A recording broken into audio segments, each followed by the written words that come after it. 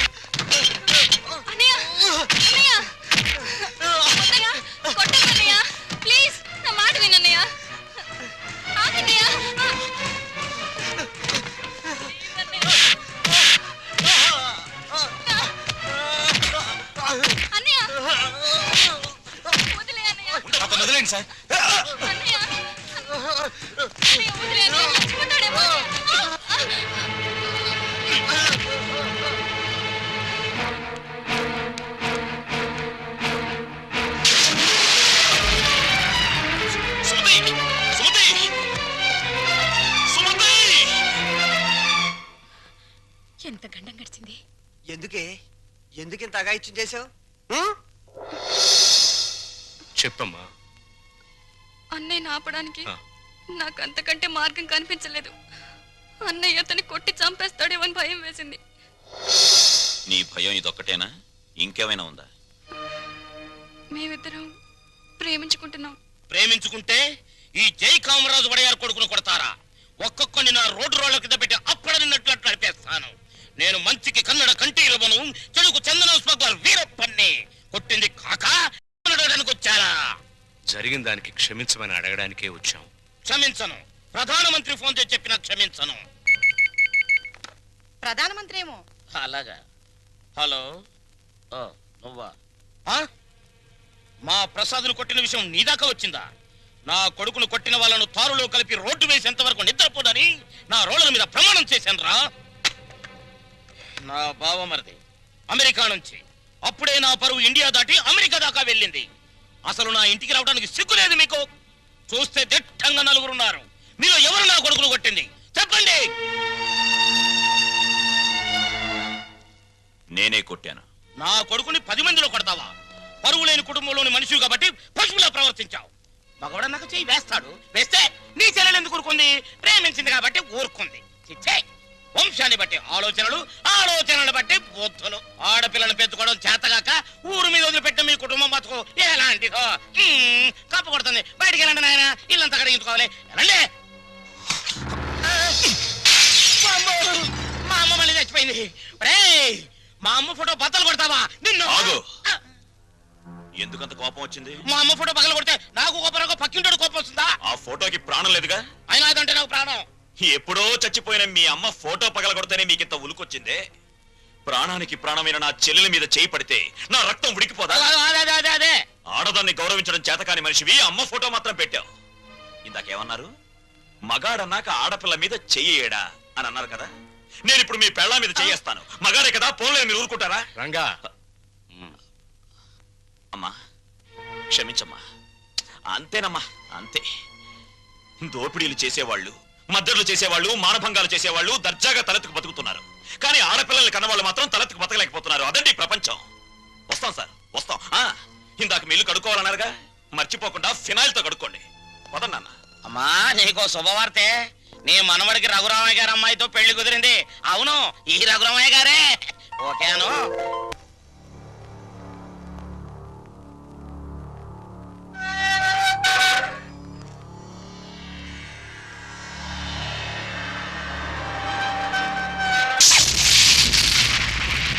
నేను ఇవాళ జైల్లోంచి విడుదలై వస్తున్నాను తెలుసు కూడా వెల్కమ్ చెప్పడానికి ఎందుకు రాలేదే? నాకు ఇక్కడ బోర్డు హోంవర్క్ ఉంది. నువ్వు హోంవర్క్ చేయటమేంటి? ఎగతాళిగా మాట్లాడుకో. ఆ రఘురామయ్య గారింటికి మన కూతురు కోడలుగా పంపడానికి ఇక్కడ నేను ఎన్ని తంటాలు పడుతున్నానో నీకేం తెలుసు? నా గర్భశత్రు ఇంటికి నా కూతుని కోడలుగా పంపిస్తావా? మన జీవితానికి విలన్ అనుకున్న వాడింటికి నాగుపావుని వదిలావనుకో, ఊహించుకో.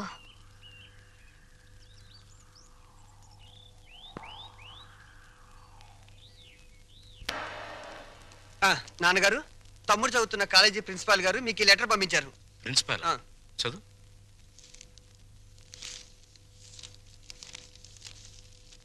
గౌరవనీయులైన రఘురామయ్య గారికి నమస్కారములు. మీ అబ్బాయి రవి గురించి ఒక ముఖ్యమైన విషయం మాట్లాడాలి. బయలుదేరి వస్తే ఒక ఆత్మహత్యను నివారించిన వారు అవుతారు. ఇట్లు భవదీయుడు Bhavani Prasad, principal, MRC college. మీ అబ్బాయి రవి ప్రవర్తన ఏం బాగోట్లేదు. అయితే వాడు మా రవి అయి ఉండడు. తమ పిల్లల గురించి పెత్తండ్రి అలాగే అనుకుంటాడండి. కానీ మీ వాడు సామాన్యుడు కాదు. కొత్తగా చేరిన స్టూడెంట్స్ ని ర్యాగింగ్ చేయటం, ఆడపిల్లల్ని అల్లరి చేయటం, లెక్చరర్స్ ని ఏడిపించడం. మా ప్రిన్సిపాల్ గారిని కూడా ఏడిపిస్తున్నాడండి. ఎస్. మీరు మా వాడి మీద వేస్తున్న అభాండాలు నమ్మలేకపోతున్నామండి. వాట్? నావి అభాండాలా? What do you mean by అది కాదు రంగా నువ్వు ఊరుకో. సార్ మా వాడు నో నో నో నో. మీరు వెళ్ళి కాసేపు ఆ పక్కన వెయిట్ చేయండి. నేను మీ వాడిని పిలిచి విచారిస్తాను. అతనేమిటో అతని ప్రవర్తన ఏమిటో మీకే తెలుస్తుంది. ప్యూన్. ఇవన్నీ ఒట్టి గ్యాస్ కవర్లే. రవి గారు మిమ్మల్ని ప్రిన్సిపాల్ గారు పిలుస్తున్నారు. ఏంటి పిలిచారట? What is the matter? మొన్న కాలేజీలో కొత్తగా చేరిన సుబ్బారావు అనే కుర్రాడిని ర్యాగింగ్ చేశాం. ఫలితంగా అతని కాలు విరిగిపోయింది. దానికి నీ సమాధానం ఏంటి? పుత్తూరు వెళ్ళి కట్టించుకోమనండి. కొత్తగా కాలేజీకి వచ్చిన వాళ్ళని ర్యాగింగ్ చేయటం పాత రోజుల నుంచి వస్తున్న ఆచారం. దానికి ఇప్పుడు విచారణ ఏంటండి నా బొంద? ఆ కుర్రాడి సంగతి అలా ఉంచు. రాణి అనే అమ్మాయితో నువ్వు తిరగటం అందరికీ తెలుసు. ఆ అమ్మాయి జీవితాన్ని నువ్వు నాశనం చేశావు. ఆ పెళ్లి ఇప్పుడు గర్భవతి. నాకు తెలియకుండా మీకెలా తెలుసు సార్? మీ దగ్గరకు వచ్చి చెప్పుకుందా? Shut up. లేకపోతే ఏంటి సార్, నాలాంటి గ్లామరస్ అబ్బాయికి 10 మంది గర్ల్ ఫ్రెండ్స్ ఉండటం చాలా సహజం. మీరంటున్నట్టు ఆ అమ్మాయిని నేను అనుభవిస్తే ఆ అమ్మాయి కూడా నా వల్ల అనుభూతిని పొందింది. ఇది తప్పు అని మీరనుకుంటే ఆడవాళ్ళందరినీ పువ్వుల్లో పెట్టి పూజించుకోండి. కానీ నేను చేసేది ఇంతే. అమ్మాయి రాణి, రాణి, ఇతను చెప్పిందంతా విన్నావు కదా? నువ్వేమైనా చెప్పదలుచుకుంటే నిర్భయంగా చెప్పు. సార్, ఏ పరువు గల ఆడపిల్లైనా కావాలని కాలు జారదు. ప్రేమించిన వాడు తనే సర్వస్వాన్ని నమ్మించినప్పుడు విచక్షణ పోవచ్చు. నన్నంత నమ్మించి దుర్మార్గానికి హద్దులు ఉండవని నిరూపించాడు ఈ మహానుభావుడు. ఊరుకో అమ్మా, ఊరుకో. ఆ అమ్మాయి అభిప్రాయం నీ అభిప్రాయం తెలుసుకున్నాను. ఇంకా మీ అమ్మా నాన్నల అభిప్రాయం తెలుసుకోవాలి. తెలుసుకోవాలనుకుంటే మా ఇంటికి వెళ్ళండి. వాళ్ళు మన క్యారెక్టర్ కి యూ సర్టిఫికెట్ ఇస్తారు. అక్కర్లేదు. రఘురామయ్య గారు దయచేయండి. విన్నారా మీ అబ్బాయి మాటలు? అమ్మా, నువ్వు అమ్మాయి పక్కన నిలబడు. చెల్లి నువ్వు కూడా. రేయ్, ఇప్పటి వరకు నువ్వు ఆడదాని గురించి మాట్లాడిన మాటలు తిరిగి ఒక్కసారి మాట్లాడు. అమ్మా చెల్లి కూడా ఆడవలేరా? మాట్లాడు. అమ్మ చెల్లి దానిలా ప్రవర్తించే మనుషులు కాదు. అవునవును. అటువంటి పవిత్రమైన ఇంట్లో దుర్వాసన కొట్టే మాటలతోనూ చేతలతోనూ నువ్వు ఒక్కడే పుట్టుకొచ్చావు. ఆ అమ్మాయిని ఏం చేద్దాం అనుకుంటున్నావు? అది కాదు నాన్న, నేను ఆ అమ్మాయిని అనిపించిన మాట నిజం. కానీ బ్రాతలుగా భావించి అనిపించాను. నిజంగా ప్రేమించుంటే ఆ అమ్మాయి తల్లి ఎవరు, తండ్రి ఎవరు, సంప్రదాయం ఏంటి అని తెలుసుకున్నాను కదా. అయినా ఆఫ్టర్ ఆల్ దాని గురించి ఆలోచిస్తారేంటి నాన్న? ఆ అమ్మాయిని పెళ్లి చేసుకుంటావా లేదా? అది కాదన్నయ్య. నోరు మీరే దుర్మార్గుడా. ఆ పిల్లకి అన్యాయం చేయకనయ్యా. ఈ పెళ్లి జరగకపోతే అందరం కలిసి నీ అంతు చూస్తాం. నీతో పాటు మేము చేస్తాం. చెప్పరా? చెప్పు చెప్పు చెప్పు. సరే, దండలు తెప్పించండి.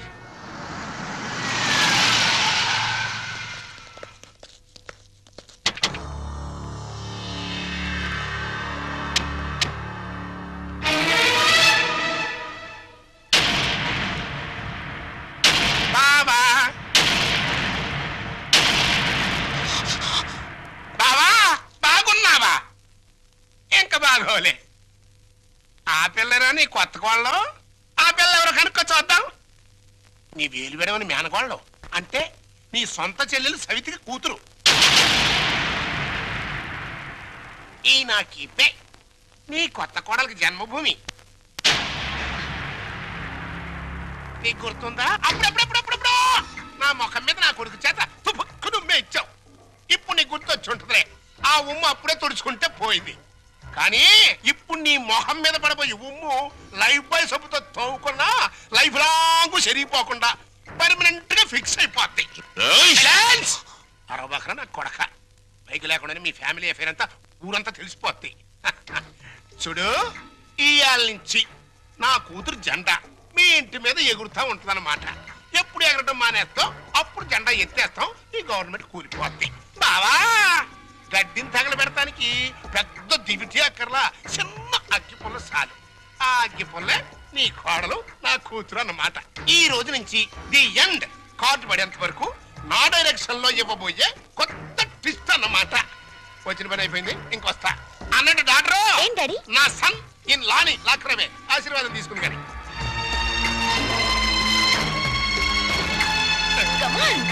రారన్న సన్నిల్లా.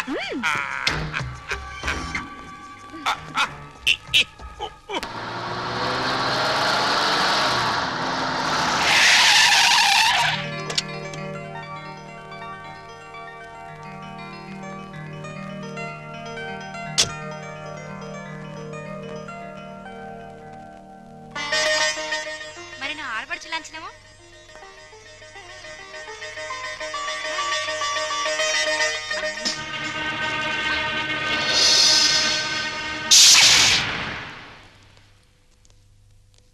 కుడికాలు లోపల పెట్టిరమ్మా.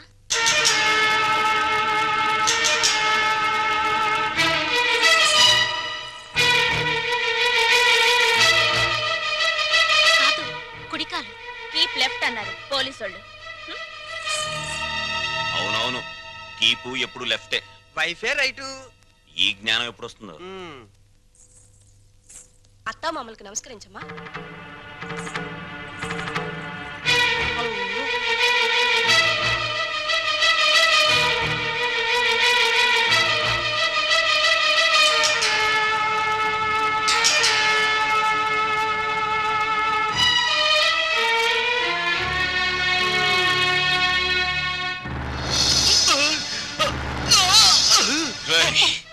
నీకు ఇంట్లో ఎవరు అన్యాయం చేశారని మా అందరికి ఇంత ద్రోహం చేశావురా? రాణి ఎవరో ముందు నాకు తెలీదు. తెలిసిన తర్వాత ఆ అమ్మాయి లేకుండా నేను బతకలేని తెలిసింది. నన్ను చంపినా సరే నేను మాత్రం రాణినే. నువ్వు ఈ ఇంట్లో ఎందరినో ఏడిపించాల్సిన డ్యూటీ బోలెడ్ ఎంత ఉంది. ఏడుపుని ఇక్కడ వేసి చేయకు, వెళ్ళు. అది కదండి. ఈ గొలుసు పెట్టుకో. ఎలాగో గదిలోకి వెళ్ళగానే విప్పదీసేదేగా, అంత మాత్రానికి ఇంత బరువు పట్టుచారు ఎందుకండి? ఏ శుభకార్యమైనా సాంప్రదాయ సిద్ధంగా జరిగితే అది మాకు ముందే జరిగిపోయిందిగా. గడ్డిని తగలబెడతానికి పెద్ద దివిటి అక్కర్లా, చిన్న అగ్గి పుల్ల చాలు. ఆ అగ్గి పుల్లే నీ కోడలు నా కూతురు అన్నమాట.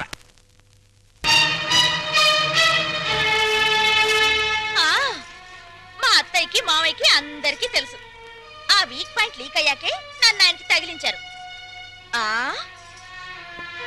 ఫోన్లేండి, పెళ్లికి ముందు ఏం జరిగినా పెళ్ళయ్యాక ఈ తంతు తప్పదంటే మీకోసం కాసేపు కప్పుకుంటాను.